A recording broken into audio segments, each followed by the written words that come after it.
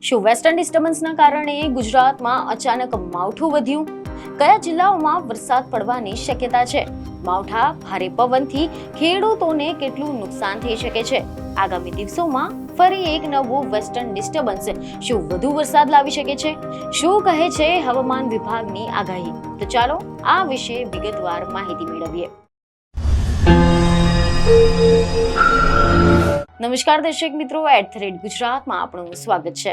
તો દર્શક મિત્રો, ગુજરાતના આકાશમાં છેલ્લા કેટલાક દિવસોથી જે બદલાવ જોવા મળી રહ્યો છે તે માત્ર સામાન્ય હવામાનનો ફેરફાર નથી, પરંતુ એક મોટા પાયે સર્જાયેલા વાતાવરણના ફેરફારનો સંકેત છે. આજે આપણે વાત કરવા જઈ રહ્યા છીએ ગુજરાતમાં હાલમાં ચાલી રહેલી આ અસ્થિર હવામાનની પરિસ્થિતિ વિશે, કે જ્યાં એક તરફ વરસાદ, ગાજવીજ અને ભારે પવનનો કહેર છે, ત્યાં જ બીજી તરફ તાપમાનમાં પણ ધીમે ધીમે ઘટાડો નોંધાઈ રહ્યો છે. તો આ બધું જે કેમ થઈ રહ્યું છે, તેના પાછળના કારણો કયા છે અને આગામી દિવસોમાં ગુજરાતના લોકો માટે શું પડકારો ઊભા થઈ શકે છે, તેની સાથે જ આજે આપણે ડિટેલમાં જાણકારી મેળવીશું. તો સૌપ્રથમ આપણે વાત કરીશું હાલની પરિસ્થિતિની. તો હાલમાં તો ચૈત્ર મહિનામાં અષાઢી માહોલ જોવા મળી રહ્યો છે. ગઈકાલે રાજ્યમાં ચૈત્ર મહિનાની શરૂઆતમાં જ અષાઢ અને શ્રાવણ જેવો માહોલ સર્જાયો હતો. એવા અહેવાલ સામે આવી રહ્યા છે કે છેલ્લા 24 કલાક દરમિયાન એવું જોવા મળ્યું છે કે 24 કલાકમાં રાજ્યમાં 121 તાલુકામાં કમોસમી વરસાદ વરસ્યો હતો. અમરેલીના બક્સરામાં સૌથી વધુ 1.61 ઇંચ, સુરેન્દ્રનગરના ચોટીલામાં 1.54 ઇંચ, રાજકોટમાં 1.38 ઇંચ, મહેસાણામાં 1.38 ઇંચ કમોસમી વરસાદ ખાબક્યો હતો અને 17 તાલુકામાં અડધા ઇંચથી વધારે વરસાદ નોંધાયો હતો, જ્યારે 100 તાલુકામાં અડધા ઇંચથી ઓછો કમોસમી વરસાદ નોંધાયો હતો. ગુજરાતમાં કાળઝાળ ગરમી બાદ વરસાદી માહોલ છવાતા તાપમાનમાં ઘટાડો નોંધાયો છે. આમ રાજ્યના અન્ય વિસ્તારોમાં હવામાનમાં ભારે ફેરફારો જોવા મળ્યા છે.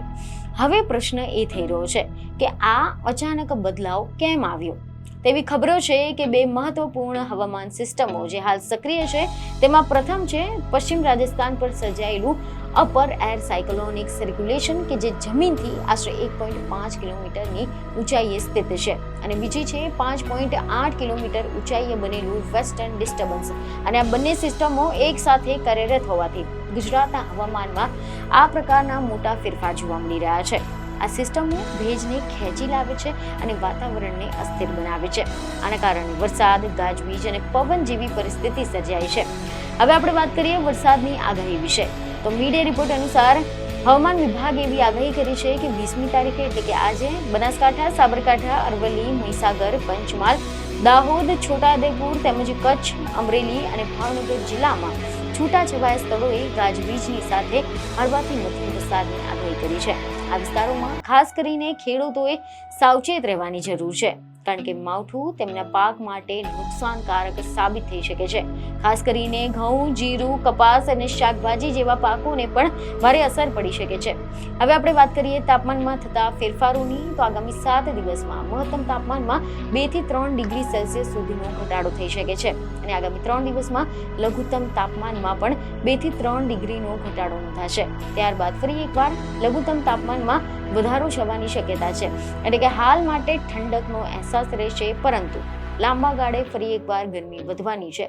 હવે જો આપણે રાજ્યમાં પડેલા તાજેતરના વરસાદની વાત કરીએ તો એવા સમાચાર સામે આવી રહ્યા છે કે ગત રાત્રે અમદાવાદ સહિત સૌરાષ્ટ્ર અને દક્ષિણ ગુજરાતના ઘણા બધા વિસ્તારોમાં ભારે પવન અને આની સાથે જ વરસાદ ખાબક્યો હતો.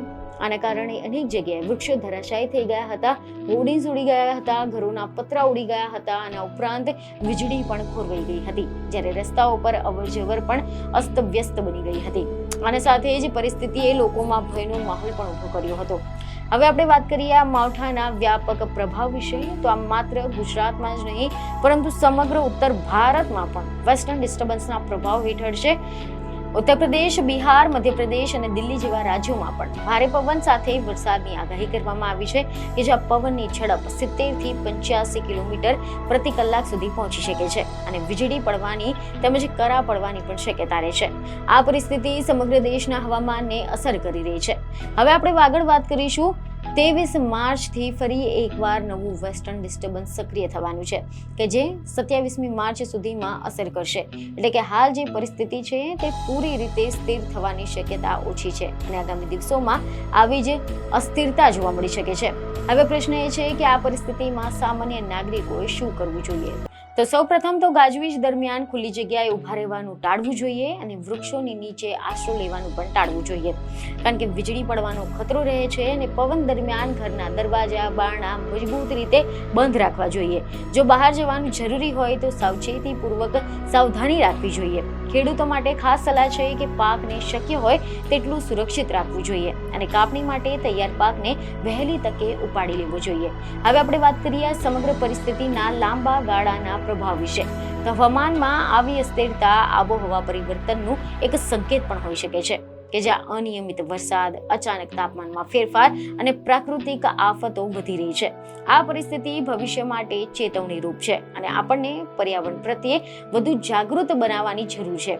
અને અંતમાં એટલું જ કહી શકાય કે ગુજરાતમાં હાલ જે હવામાન પરિસ્થિતિ જોવા મળી રહી છે તે સામાન્ય નથી અને આગામી દિવસોમાં પણ સાવચેતી રાખવી જરૂરી છે. હવામાન વિભાગની સૂચનાઓનું પાલન કરવું અને પોતાની તેમજ પોતાના પરિવારની સુરક્ષા માટે જરૂરી તમામ પગલાં લેવા ખૂબ જ મહત્વપૂર્ણ છે, કારણ કે કુદરતના સામે માનવ હંમેશા નબળો રહ્યો છે, પરંતુ સમજદારી અને સાવચેતીથી નુકસાનને ઓછું કરી શકાય છે. તો આશા છે કે અમારા દ્વારા આપવામાં આવેલી આ સમગ્ર માહિતી તમને મહત્વની લાગી હશે, જેથી અમારા વિડીયોને લાઈક અને શેર જરૂરથી કરજો. બીજને ખબર સાથે ફરી મળીશું. ધન્યવાદ.